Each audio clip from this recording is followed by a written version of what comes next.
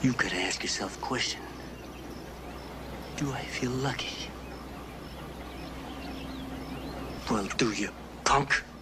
Now, over the course of his career, Clint Eastwood has played a variety of different roles, but he certainly rose to stardom because of his westerns during the 60s. However, as the 70s came, Eastwood would find his career at a turning point with the spaghetti western market pretty much being tapped out for him at that point. Eastwood needed a character to revitalize his career, a character that would really pop with the masses, and he would find that character in Dirty Harry Callahan, a hard-edged, 44 Magnum wielding San Francisco cop that took criminals down his own way. Harry Callahan would be Eastwood's most iconic role. This character would pretty much single-handedly launch the alienated loose cannon cop motif in the action genre for decades to come. The success of this film would inspire 4 sequels over the next 17 years, and we're diving into all of them here in this look back at the Dirty Harry franchise.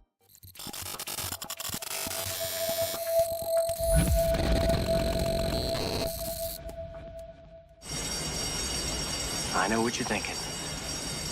Did he fire 6 shots or only 5? Dirty Harry would hit theaters on December 23rd of 1971, and Callahan's kickoff mission would see him tracking a psychopathic sniper who was inspired by the real-life Zodiac killer. Eastwood's Callahan will dive into the case and make it his personal mission to track down this sadistic killer before the body count piles up. So, as you can see, it's a relatively by-the-numbers action plot. Now, Dirty Harry would have a pretty solid budget of $4 million, and I think it shows. Even all these years later, there is a polished visual aesthetic to this movie. The aerial shots, I think, are eye-popping. The direction from Don Siegel frequently will bring the camera up and the perspective up over the top of the city to just give a lot of depth to this playground that Harry and this killer known as the Scorpio will be using for their deadly game of cat and mouse. I think the sequences during the day really pop with the natural lighting. Then the night sequences just live perfectly in the shadows to give this movie an uneasy mood. So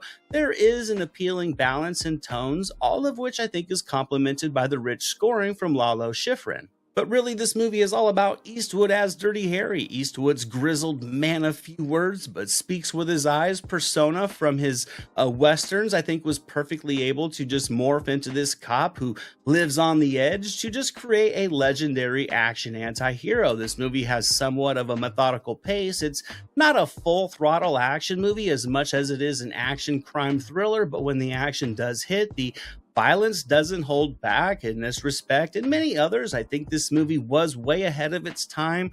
Dirty Harry would go on to earn $36 million at the box office, and the character would easily be cemented as just a fixture in pop culture.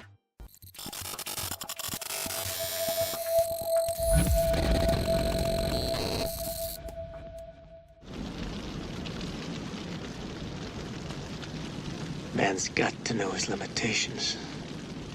Wanting to waste no time in writing the success of Dirty Harry, the sequel Magnum Force would arrive in theaters on Christmas Day 1973. Warner Brothers clearly loved using Eastwood as a holiday draw. The plot in this one centered around a group of vigilante cops who would be like Dirty Harry in a way, taking the law into their own hands to kill the criminals of San Francisco that have evaded prosecution, a form of harsh justice this group of vicious cops will learn that Dirty Harry Callahan does not believe in when he's assigned the case. Now, Magnum Force had a tough hill to climb following the success of Dirty Harry. The budget would be inflated to $7 million, and again, I think it shows just in the polish and the scale of this film. The sequel ups the action sequences, it levels up the brutality and the violence that spills from Callahan's ruthless brand of justice just a skosh as well. Magnum Force works in car chases, larger scale shootouts, some fights, plenty of character confrontations as well to just up the energy. And as for the plot, it wasn't a simple rehash. This theme of vigilante cops subtly forces Callahan to kind of confront his own methods while also making Callahan more reflective on the consequences of his actions now that he's more experienced. The story layers for the most part do flow smoothly through the progression. Rarely do they get in the way of the violent action or of Eastwood's steely performance. This sequel was able to capture the same atmosphere of the first, and it navigates a surprisingly compelling plot. The musical score is great once again. It does inject a moody vibe into the film. It heightens the emotion of any given scene effectively, and I think post direction gives just Magnum Force an artistic flair that I appreciate. I love the angles of certain shots and how he often hides the faces from this villainous crew of bike cops when they are in action. It builds effective mystery, and overall, Magnum Force, I think, is a beautifully shot film. It's textbook 70s filmmaking, and I dig it. The pace was a little bit slower, and the runtime was far too long, but Eastwood and his 44 Magnum carried the energy well enough to pull in $39.8 million at the box office, making it a worthy follow-up to a groundbreaking action film.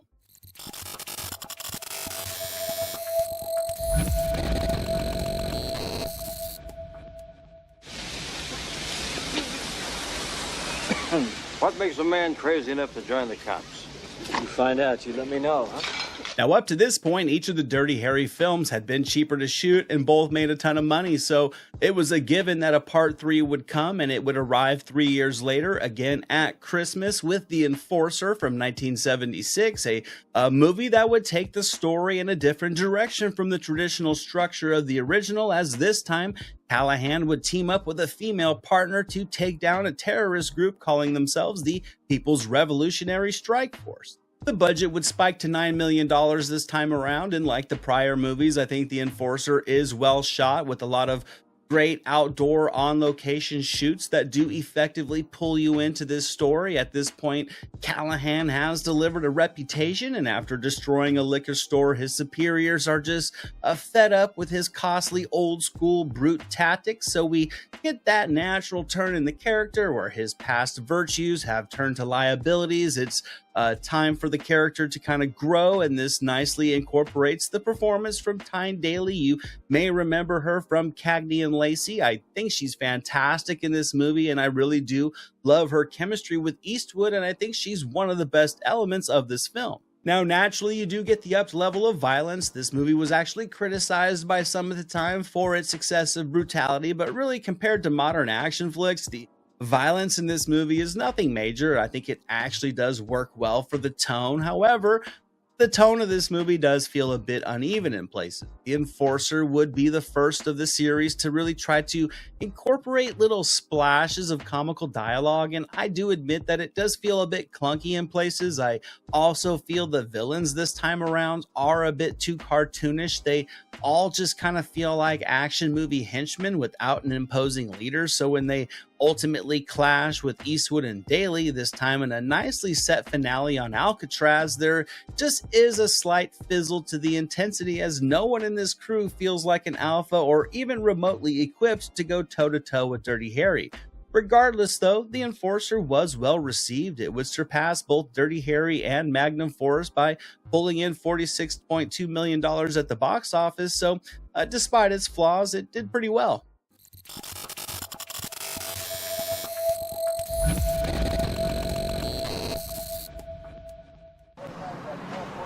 Go ahead.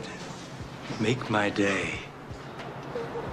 Old Clint would take a break from the Dirty Harry character after The Enforcer and would not return for 7 years. At this point, the world had ventured into the glorious 80s, and in early December of 1983, Sudden Impact would be released. Eastwood naturally starred, and this time he would sit in the director's chair.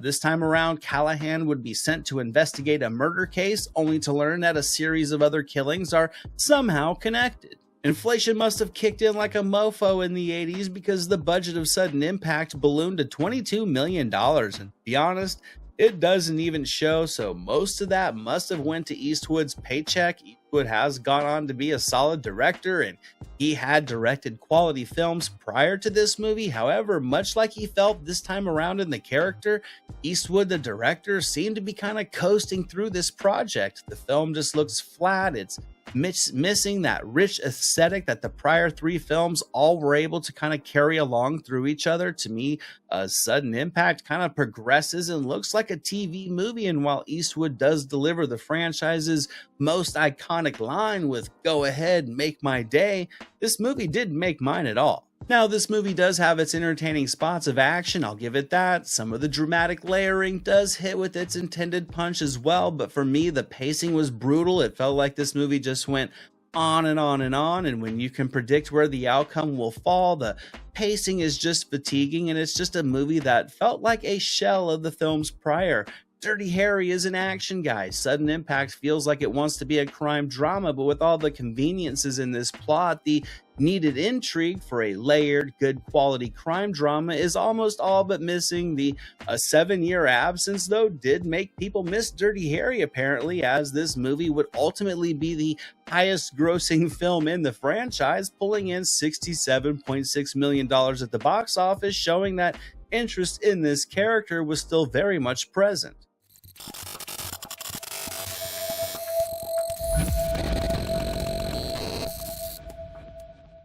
You're shit out of luck.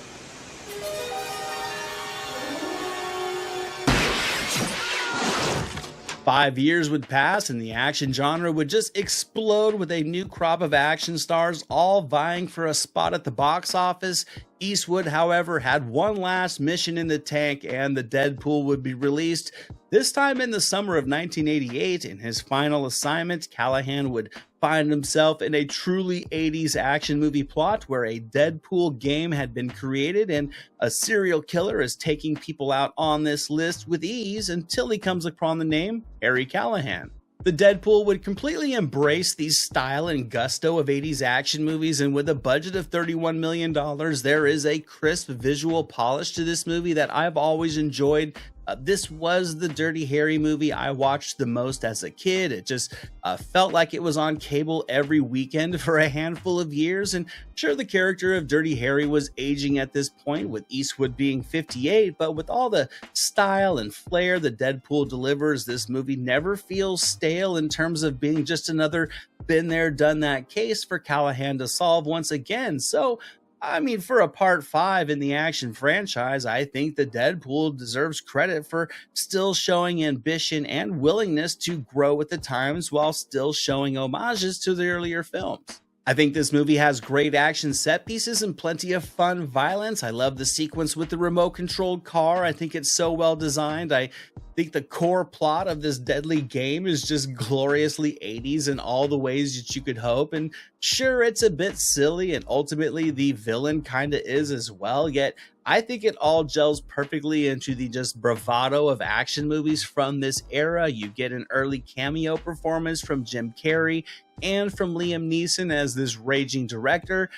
Oddly enough, Neeson would later in his career make the aging action hero trendy again with Taken, but he was just hiking on a path Eastwood carved out in the Deadpool by giving this movie a kick-ass lead with plenty of grit and gas in the tank for a man his age, and where some may say this is one of the weaker films in the franchise, to me it's one of my favorites. Now, before we get out of here, I want to rank these movies in order of overall entertainment value. Let me know how you guys would rank them down in the comments. But for me, first up at number 5, I would have to put Sudden Impact. Like I said, this movie didn't work for me. It wasn't packing that needed punch. And when rewatching all of these movies for this video, this was the toughest one to sit through. Next up at number 4, I would put The Enforcer. I think it's a solid quality action film. I enjoyed the performances from Tyne Daly, and her chemistry with Eastwood I think is perfect for the needs of the story, but I think the pacing and the cartoon villains do undercut a lot of the positives that this one does deliver. And at number 3 would be The Deadpool. When I was younger, I would have had this movie easily number 1. I love the high energy vibe to this movie. I love the 80s flair that's just lining it. I think the 80s version of Dirty Harry that Eastwood brings to this movie is great. Plus, with all the action and the tight pacing, this movie is just a great ride. And at number 2 would be Magnum Force. I had a great time recently rewatching this movie for this video. It doesn't have the same pop at villain as Dirty Harry did, but it does expand on some of the filmmaking limitations that the first had. I think this one had more money to work with, and I think it really shows. The action is bigger, the scope is bigger, and it makes the movie very easily engaging. Which means, of course, at number 1, I have Dirty Harry, the movie that started them all. Despite the small budget, I still think this is an awesome movie. I think Eastwood fills the shoes of this character like only he could. I enjoy the methodical pacing of it. I think the bursts of action do hit with impact. This movie has a great villain as well, and when watching this movie and just seeing the structure behind everything, you can easily see why this movie and this character have been imitated for decades. And that's it for today, guys. That wraps up this video diving into the Dirty Harry franchise. Outside of the Deadpool, I never really had much nostalgia for this franchise. It was a little bit before my time, I will say, but as I've grown and gone back to watch these movies over the years, and having just recently went through the whole franchise for this video, I really do appreciate Clint Eastwood for the groundwork he laid for the action stars to come after him with this film. I hope you guys have enjoyed this video. Thank you guys so much for watching. As always, be on the lookout for my next video. It should be coming real soon. And until then, movies never say die. This is Jack Burton in the Pork Chop Express, and I'm talking to whoever's listening out there. Survive a war, you gotta become war. I suppose we have to register you as a lethal weapon. You trying to say Jesus Christ can't hit a curveball?